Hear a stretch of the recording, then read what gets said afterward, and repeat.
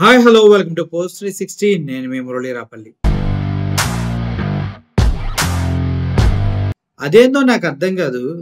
పోలీసుల్ని హైకోర్టులు తిట్టకుండా పోలీసులకి ఇష్టం వచ్చినట్టు బిహేవ్ చేస్తున్నారు. పోలీసులకి బాధ్యత తెలియట్లేదా? ఇలా చేస్తే ఇంకోసారి మర్యాదగా ఉండదు. ఇష్టం వచ్చినట్టు కేసులు పెడుతున్నారు, మీ ఇష్టం వచ్చినట్టు రిపోర్టులు తీసుకొస్తున్నారు, ఆధారం లేకుండా అరెస్ట్ చేస్తున్నారు అంటూ హైకోర్టులు చివాట్లు పెడుతున్నా కూడా పోలీసులు పాపం ఏమి చేయలేని పరిస్థితి. ఎందుకంటే వాళ్ళు ఏం చేస్తారు, పైన ఉన్న అధికారులు ఏది ఆదేశిస్తే వీళ్ళు చేస్తారు. పోలీస్ వ్యవస్థ, మిలిటరీ వ్యవస్థ అలాగనే ఉంటాయి కదా. అధికారులు ఆదేశించింది వీళ్ళు చేయాలి, అంతకుమించి వీళ్ళకి ఆప్షన్ లేవు. అధికార పార్టీలో కూటమి ఉంది. తిరువూరు ఎలక్షన్స్ మనం చూసాము, మున్సిపల్ ఎలక్షన్స్.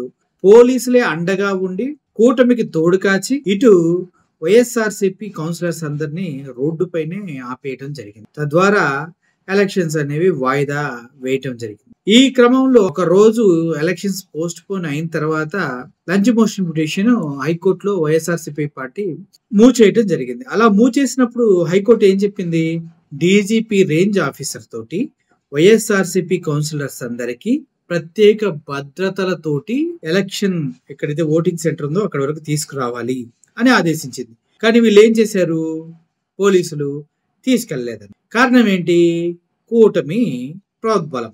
అంతేకాదు వైఎస్ఆర్సీపీకి సంబంధించినటువంటి దేవినేని అవినాష్ ట్రావెల్ చేస్తున్నటువంటి వెహికల్స్ అన్నిటికీ అడ్డుపడి దారుణంగా మిర్రర్స్ తో సహా అన్ని పగలగొట్టేశారు. దీనికి ఎవరు సాక్ష్యం, మళ్ళీ పోలీసులే అక్కడే ఉన్నారు. వాళ్ళని ఆపారు. ఎందుకు ఆపారంటే ఆ పోలీస్ సమాధానం కూడా చెప్పట్లా. ఆయన చాలా వింతగా ఉన్నాడు ఆ పోలీస్. కాబట్టి మిమ్మల్ని అరెస్ట్ చేస్తాం అన్నట్టుగా మనోడు మాట్లాడాడు. సో ఇవన్నీ పరిణామాల మధ్య మళ్ళీ హైకోర్టులో ఈ కేసు బెంచ్ మీదకి వచ్చినప్పుడు అడిగారు, ఏంటి బాబు పరిస్థితి, ఎందుకు ఇలా చేశారంటే ఆయన వైఎస్ఆర్సీపీ వాళ్ళు ఎక్కడెక్కడ ఉన్నారో మాకేం తెలుసు మేడం అన్నారంట పోలీసులు. దానికి అవును నాన్న, మీరు అసలు నోట్లో ఏలి పెడితే కొరకలేనంత అమాయకులు, మీకు వాళ్ళు ఎక్కడున్నారో తెలియదు కదా, మరి పట్టుకోవాల్సింది మేం కదా అని వాళ్ళు ఎక్కడెక్కడ ఉన్నారో పూర్తిగా వైఎస్ఆర్సీపీ పార్టీ ఆల్రెడీ ఒక లిస్ట్ ఇచ్చింది.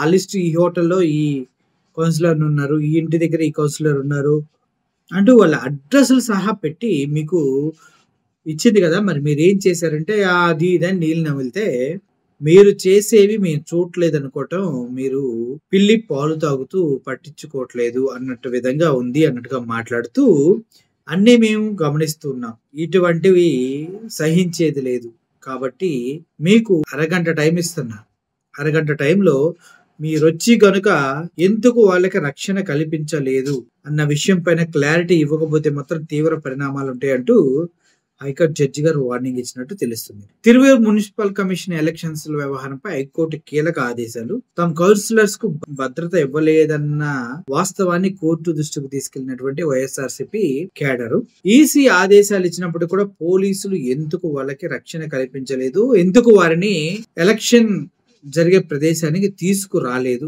అని అడిగిన కోర్టు పోలీసుల తీరుని పూర్తి స్థాయిలో తప్పుపట్టినటువంటి కోర్టు. ఆల్రెడీ డీజీపీ స్థాయి అధికారులు రక్షణ కల్పించాలి, వాళ్ళు కూడా రాలేదు. పైగా దేవినేని అవినాష్ని తీసుకెళ్లి అరెస్ట్ చేసిన విషయం మనందరికీ తెలిసింది. ఇటువంటి దారుణాలు కూటమి ప్రభుత్వాలనే జరుగుతాయా అని అనిపిస్తూ ఉంటుంది ప్రతి ఒక్కరికి. ఎందుకంటే తిరువూరు ఎలక్షన్ లో టీడీపీ గెలిచే అవకాశాలు 0.0001% కూడా లేవు.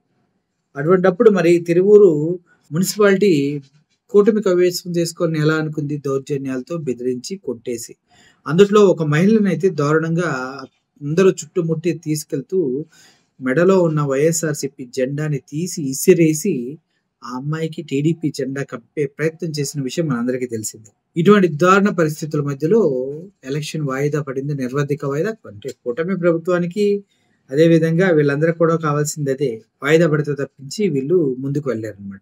నెక్స్ట్ ఏదైనా చేద్దామని మళ్ళీ ఆలోచిస్తూ ఉంటారు. అయితే ఇన్ని పరిణామాల మధ్యలో వైఎస్ఆర్సీపీ పార్టీలోకి కూటమి నుంచి వైజాగ్ నుంచి ఒక మహిళ కోడిగుడ్ల పూర్ణిమ శ్రీధర్ తను వైఎస్ఆర్సీపీ పార్టీలో జాయిన్ అవడం జరిగింది. ఇది ఆశ్చర్యం. అందరూ పార్టీ బాగాలేదు అని వెళ్ళిపోతూ ఉంటే ఈవిడ మాత్రం వైఎస్ఆర్సీపీ పార్టీ కార్యాలయంలో మాజీ ముఖ్యమంత్రి వైఎస్ జగన్మోహన్ రెడ్డి గారి ఆధ్వర్యంలో సమక్షంలో 41వ వార్డ్ టీడీపీ కార్పొరేటర్ ఈవిడ వచ్చేసి వైఎస్ఆర్సీపీ పార్టీలో జాయిన్ అవడం జరిగింది.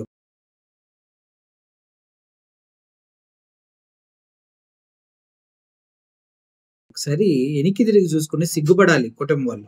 మీరు అధికారంలో ఉండి, మీ పాలనలో ఉండి కూడా మీ పార్టీ నుంచి విశాఖపట్నం 41వ వార్డు కార్పొరేటర్ కోడిగుడ్ల పూర్ణిమ శ్రీధర్ గారు వచ్చి వైఎస్ఆర్సీపీ పార్టీలో చేరారు. మరి ఎవరిని ఆపగలరా? దమ్ముందా మీకు?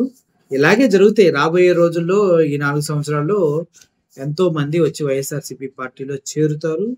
వాళ్ళందరినీ కూడా చేర్చుకునే అవకాశం జగన్మోహన్ రెడ్డి గారికి ఉంది. ఏం చేద్దాం? తప్పదు. మరి మనం మనం చేసి ఇచ్చిన పథకాలు, హామీలు ఏమీ చేయట్లేదు. మరి అటువంటిప్పుడు మారుతూనే ఉంటారు. సో ఈ కార్యక్రమంలో పాల్గొన్న వైఎస్ఆర్సీపీ ఉత్తరాంధ్ర రీజనల్ కోఆర్డినేటర్ కురసాల కన్నబాబు, విశాఖ జిల్లా అధ్యక్షుడు కేకే రాజు, విశాఖ సౌత్ ఇన్ఛార్జ్ వాసుపల్లి గణేష్ అట, వీళ్ళందరూ కలిసి విశాఖపట్నంలో కోడిగుడ్ల పూర్ణిమ శ్రీధర్ గారిని తీసుకొచ్చి వైఎస్ఆర్సీపీ పార్టీలో కలపడం జరిగింది. పోలీసులకి, పార్టీ నాయకులకి కోర్టులు గట్టిగానే సురకలు పెడుతున్నా కూడా వీళ్ళు మాత్రం అస్సలు నిమ్మకి నీరెత్తినట్టుగా, దున్నపోతు మీద వాన కురిసినట్టుగానే వీళ్ళ బిహేవియర్స్ ఉన్నాయి. కానీ ఎటువంటి మార్పులు రావట్లేదంటూ కోర్టులు చెప్తూనే ఉన్నాయి. రాబోయే రోజుల్లో ఎటువంటి నిర్ణయాలు తీసుకుంటే కోర్టులే ఆలోచించాలి.